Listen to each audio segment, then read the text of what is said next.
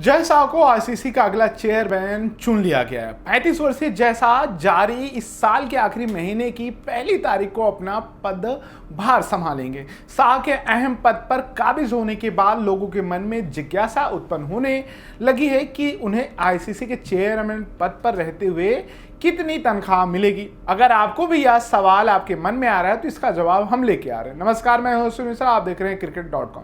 जय शाह को चेयरमैन के पद पर रहते हुए कितनी तनख्वाह मिलेगी, अगर आपको इस सवाल का जवाब जानना है तो पहले आपको बीसीसीआई के पद पर रहते हुए उनकी आमदनी के बारे में जानना होगा। आपको बता दें कि भारतीय क्रिकेट बोर्ड में अध्यक्ष, सचिव, उपाध्यक्ष, कोषाध्यक्ष के पद पर मानदेय पद के तहत आते हैं। इन पदों पे कार्य करने वाले लोगों की कोई फिक्स तनख्वाह नहीं होती।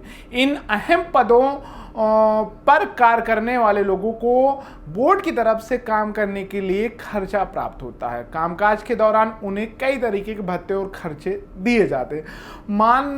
मानद पदाधिकारी जब अपने पद पर रहते हुए आईसीसी मीटिंग या भारतीय टीम से जुड़ी किसी कार्य के लिए विदेश दौरे पर जाते हैं तो उन्हें प्रत्येक दिन के लिहाज से $1000 यानी भारतीय अगर रकम के लिहाज से बात करें तो 82,000 रुपये भत्ते के रूप में प्राप्त होते हैं।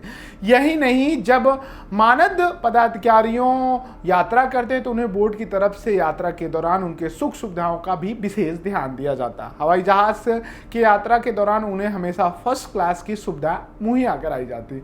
विदेशी यात्राओं की तरह ही जब वह देश में बैठकों के लिए जाते हैं तो उन्हें प्रतिदिन के हिसाब से 40,000 रुपये भत्ते के रूप में दी जाते हैं। साथ ही बिजनेस क्लास में यात्रा करने की सुविधा भी दी जाती। इस सब के अलावा बैठकों के इतर अगर वह किसी भी काम के लिए सिलसिले से एक शहर से दूसरे शहर के दौरान जाते हैं तो उन्हें प्रतिदिन के हिसाब से 30,000 रुपये भत्ते के रूप में प्राप्त होते हैं।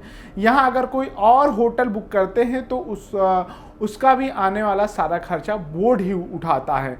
इसके साथ साथ अब बात आती है कि आईसीसी की तरफ से मिलने वाली तनख्वाहों के मुद्दे पर। अब तक आपको यह बात समझ में आ गई होगी कि बीसीसीआई की तरफ से मानद पदों पर कार्य करने वाले अधिकारियों को कोई तनख्वाह नहीं मिलती, बल्कि उन्हें कार्य करने के भत्ते और खर्चे दिए जाते हैं। ठीक इसी प्रकार आईसीसी में भी मानद पदाधिकारी हैं जो पदों पर काबिज लोगों को फिक्स तनख्वाह नहीं देती, बल्कि उनकी यात्राओं, मीटिंग इत्यादि चीज़ों के लिए भत्ते के खर्च दिए जाते हैं। हालांकि आईसीसी की तरफ से आज तक या नहीं बताया गया कि वह अपने अधिकारियों को यात्रा, मीटिंग या अन्य सुविधाओं के लिए कितने खर्चे देती है। ये रिपोर्ट आपको कैसी लगी, आप कमेंट बॉक्स में जरूर बताएं। वीडियो अच्छी लगी तो शेयर करना ना भूलें।